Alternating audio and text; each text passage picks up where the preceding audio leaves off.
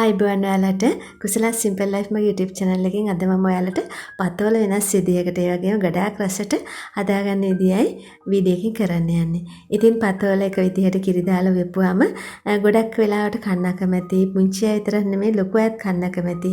ඉතින් විශේෂයෙන්ම පුංචි අයට මේ එළවලු කවා ගන්න බොහොම අමාරුයි. මට එක්කෙනෙක් කමෙන්ට් එකක් දාලා තිබුණා මේ වගේ කන්න අකමැති එළවලු විවිධ විදියට වෙනස් විදියට හදලා වීඩියෝ කරන්න කියලා. ඉතින් ඒ නිසා මට අද හිතුණා පතෝල වලින් වෙනස් විදිය මේ වගේ රසම රස කෑමක් හදන්න ඕනේ කියලා. ඇත්තටම ගොඩක් රසයි. නිකන් උනත් මේ විදියට හදලා දුන්නම කයි. අපි යමු දැන් වීඩියෝ එක බලන්න. සාමාන්‍ය ප්‍රමාණයේ පතෝල කෑල්ලක් මම අරගත්තා. ඒකේ තියෙන උඩ පොත්ත වගේ එක හොඳට සූරන්න ඕනේ. මේ විදියට සූරලා අයින් කරගන්න. ඊට පස්සේ මේක හොඳට සෝද ගන්න ඕනේ. ඉතින් සෝදගෙන ආවා මම සෝදගෙන ඇවිල්ලා ඊට පස්සේ මේ විදියට කෑලි කපා ගන්න ඕනේ. සාමාන්‍යයෙන් අඟල් කාලක විතර කෑලි කපා ගන්න. රවුන්ඩ් තමයි කපා ගන්න ඕනේ මේ විදියට. ඊට පස්සේ මේ විදියට කපාගෙන මේකේ ඇතුලේ තියෙන ඇටත් එක්ක තියෙන කිඳි ගතිය ටිකක් අයින් කර ගන්න ඕනේ. අයින් කරගෙන මේ රවුම විතරක් අරගන්න ඕනේ.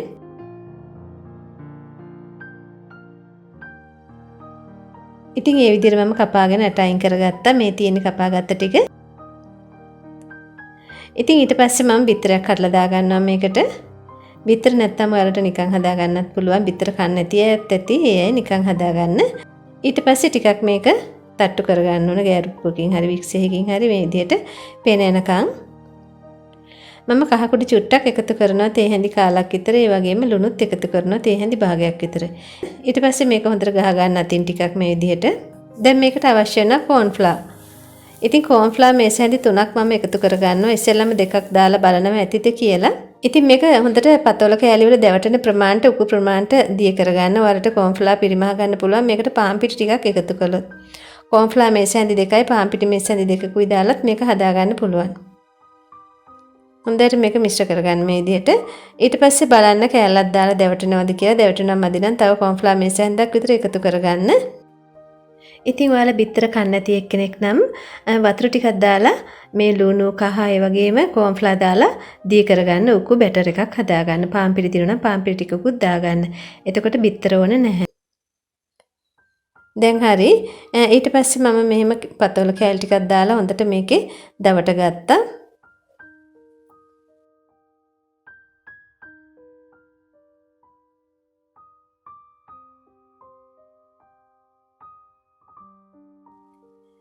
ඉතින් මම තෙල් ටිකක් ලිපේ තියුවා.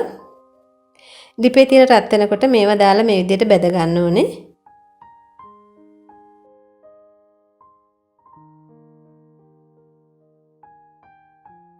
සාමාන්‍යයෙන් ටිකක් අඩියේ පැත්ත රන්වන් පාට වෙනකොට අනිත් පැත්ත හරව ගන්න. හරවගෙන මේ පැත්තත් බෙද ගන්න. තෙල් ගොඩාක් දාන්න ඕන නැහැ. ටිකක් දාලා මේ විදිහට බෙද ගන්න පුළුවන්. ලිපේ ගින්දර සැර වැඩි කරගන්නත් එපා අඩු කරගන්නත් එපා. මධ්‍යම ප්‍රමාණයට තියාගන්න. ඊට පස්සේ මේ විදිහට අයින් කරගන්න. අයින් කරගෙන මම ඊටු ටිකක් දාලා මේ විදිහට බෙදගත්තා. දැන් හරි. ඊට පස්සේ මේක ඔයාලට මෙහෙම කන්නත් පුළුවන්. ගොඩක් රසයි. ඒ වගේම තමයි සලාදයක් හදලා ඒ කියන්නේ තක්කාලි ලුණු අමිරිස් කපලා දාලා ලුණු ගම්මිරිස් කුඩු දෙහි ටිකක් දාලා කලවම් කරලා කාලා බලන්න. ඒක ගොඩාක්ම රසයි. ඉතින් අද මම මේක බෙදමක් විදියට හදන හින්දා මේ විදියට හදාගන්නේ. තෙල් ටිකක් ආපහු ලිපේ තියුවා. ඉතින් ඔයාලට ඉතුරු වෙලා තියෙනවා නම් බෙදපු තෙල් ඒ ටික අරගන්න. ඒ කියන්නේ පතෝල බෙදපු තෙල් දාලා ඊට පස්සේ ඒකට මම තලාගත්ත සුදු ලුණු බික් 3ක් තමයි මේ එකතු කරේ.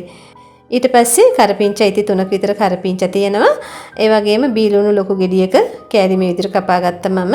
ඒ ටික එකතු කරලා හොඳට කලවම් කරලා බෙද ගන්න. අම්මිරිස් කරල් 3ක් 4ක් විදිහට මේ විදිහට ලොකුවට කපා ගත්තා මම. ඒකත් එකතු කරගන්න. දැන් මම ලුණු එකතු කරගන්නවා. ලුණු තේ හැඳි භාගයක් විතර එකතු කරගන්න. ඔයාලට මදි වගේ තේරෙනවා නම් දාලා බලලා පස්සේ එකතු කරගන්න. ඊට පස්සේ කෑලි මිරිස් එකතු කරන්නේ මම තේ හැඳි 2ක්. ඔයාලා ලිප අඩු කරගන්න අනිවාර්යෙන්. කෑලි මිරිස් දානකොට නැත්තම් කර වෙයි. ඉතින් මම දැන් මේ එකතු කරන්නේ තක්කාලි ටිකක් ලොකුවට කපා ගත්තේ මම. සාමාන්‍ය තක්කාලි ගෙඩි 2ක් විතර අරගත්තා.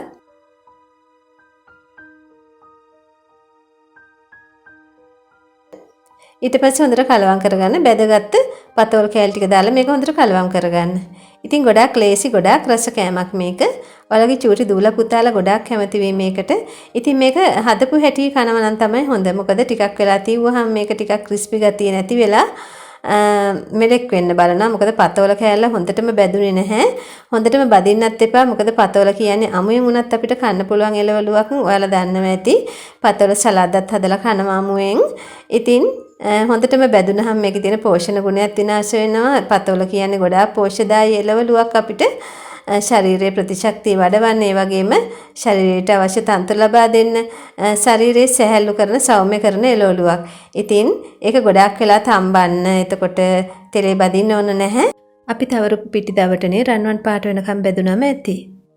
ඉතින් දැන් හරි මං හදාගත්ත ඒ විදිහට මේක පතෝල ලෙවල් එකක් කියන්නත් පුළුවන්. ඉතින් මේකට ඔයාලට පුළුවන් උඩින් තක්කාලි සෝස් ටිකකුත් එකතු කරගන්න. එතකොට තවත් රස වෙයි. ඉතින් මගේ වීඩියෝ එක හොඳයි නම් ඔයාලා බලලා ලයික් එකක් දාලා අදහසක් ලියන්න. ඒ වගේම සබ්ස්ක්‍රයිබ් කරපු නැති කෙනෙක් නම් සබ්ස්ක්‍රයිබ් එකක් දාලා එකතු වෙන්න. ගිහින් එන්නම් ආයෙ දවසක අපි හමු වෙමු. සුබ දවසක්. නිරෝගී දිවියක් ඔයාලා සියලුම දෙනාට.